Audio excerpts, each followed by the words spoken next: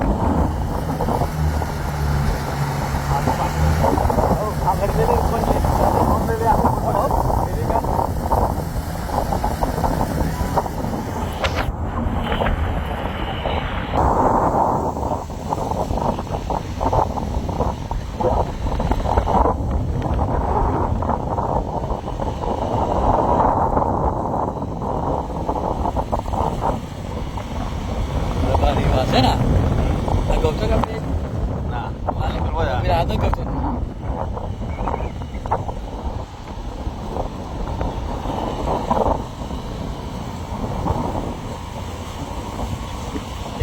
ખોટું સાહસ નહીં કરવાનું. જો ભાઈ આ તળાવનું પાણી હેડ્યું અહીંથી આમ જાય પેલી બાજુથી આગળથી જઈને પાંચ નીકળે છે એમ ને.